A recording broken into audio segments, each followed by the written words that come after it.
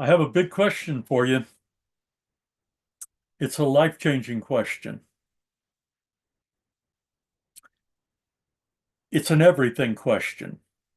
I have a big question for you. It's a life-changing question.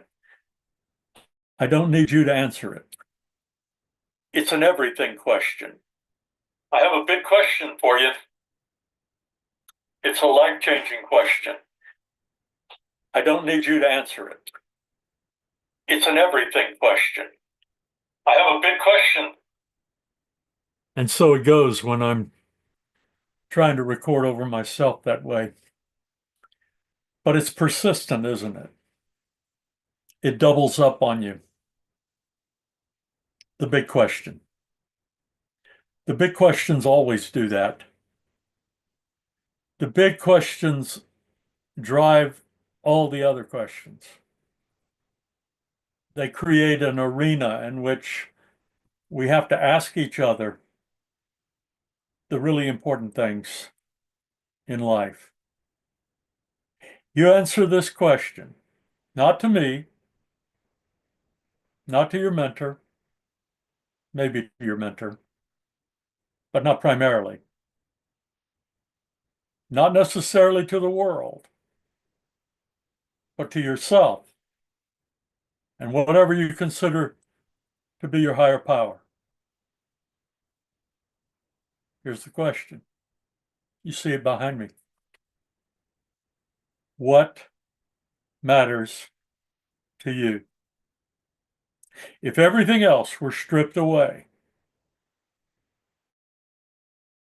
reduced to these one or two or three things, what would there be? What would remain? What would govern all of your choices and all of your decisions? What would decide what you keep and what you throw away? What matters to you? I'm sitting out in my office right now. As I record this, I'm sitting out in my office waiting on this question. I could be going through all my stuff. I drastically need to reduce the stuff in my life. I need to make more space for the things that matter. I was looking at some books. Here's one. Can you see it? Here's another. Here's another. I've given away thousands of books. I had thousands of books burn up in a fire, and I still have thousands of books. I've given away, I've sold, I've had burned away. But I still have to sort through things. Papers that I'll never look at or never show anyone. Gadgets that I'll never implement use for. Things, paper clips,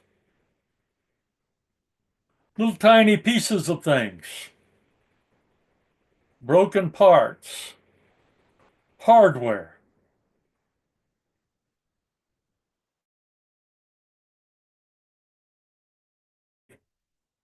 Matters. In truth, none of the stuff out here matters, but I still have to sort through it. I have to prioritize it. Some things I'll keep, some things I'll dispose of. My time, my calendar, some things I need to stop doing, some things I need to start doing, some things I need to keep doing. If it's true for me, is it true for you?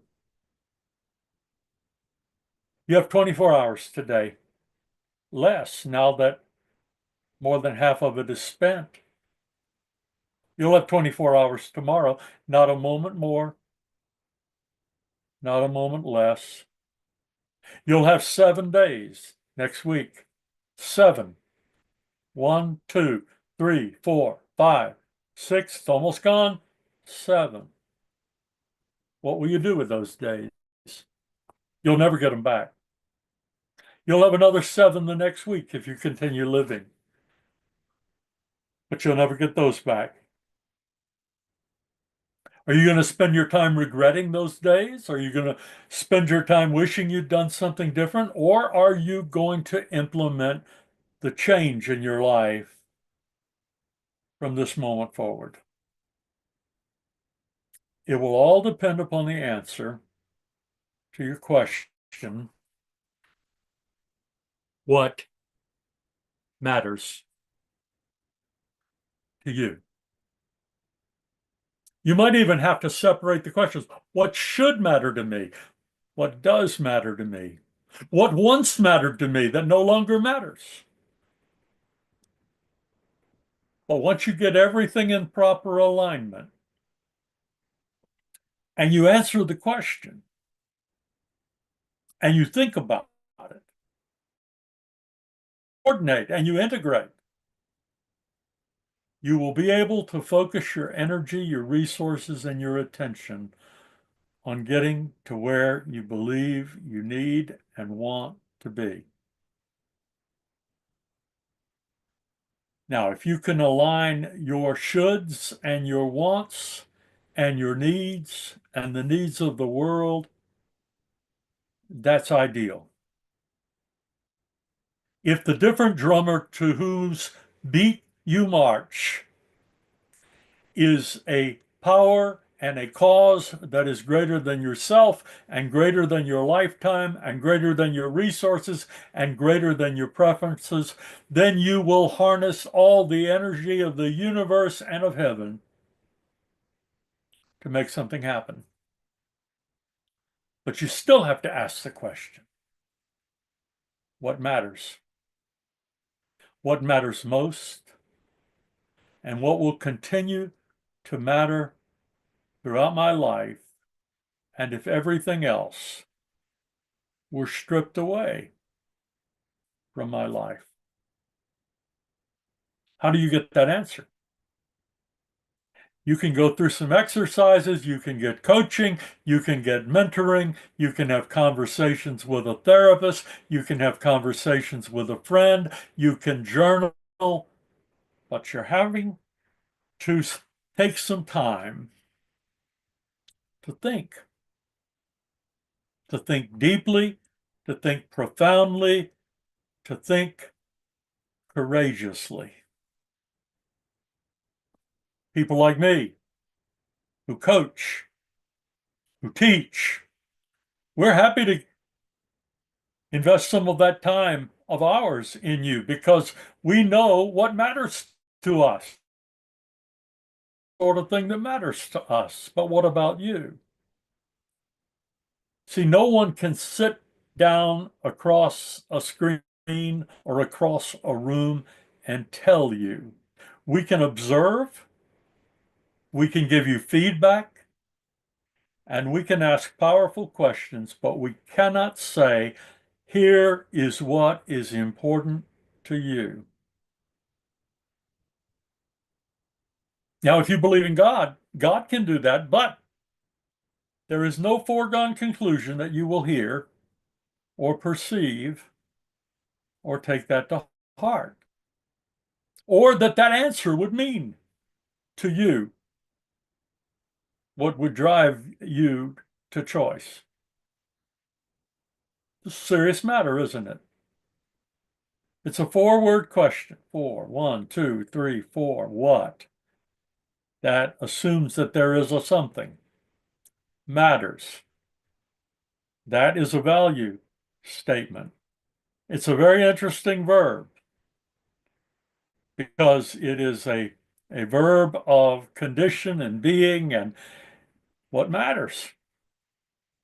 In other words, what exists in such a way that it causes you to place value on it, but it matters whether it matters or not to you. But then the to, that preposition, gives you direction. It takes what matters and it applies it to you, to your heart, to your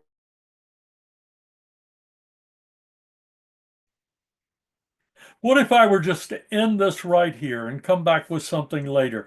Would you be able to sit down and write 300 words on this question? If you were to go on to my Linktree / Tom Sims, or my Calendly, calendly.com, Coach Tom Sims after the / you were to make an appointment with me and I were to ask you this question, what matters to you? Would you be able to give me at least a tentative answer worth exploring? Or would you be saying to me, Tom, we got to step back from it a little bit. I need your help. Can you ask me some questions that'll help me figure this out? That's kind of life coaching. That's more than business mentoring or strategic planning. That's really at the core of things. What does it mean to do life in this world? It'd be worth a try to see if something came of it. I suppose if you were to set up a free discovery session with me, that might be one of the questions I would ask. I don't know for sure. It would depend upon what kind of information you gave me up front or where you wanted to go. But I think that would make a pretty good 15, 20, 30-minute session, wouldn't it? What matters to you? Or maybe you could just call this a session. And maybe you've got enough of the pointed question to go somewhere and do something with it.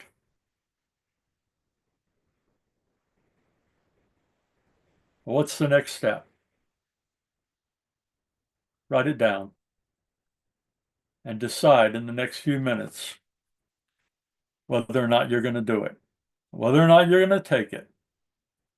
And all the best to you, my friend.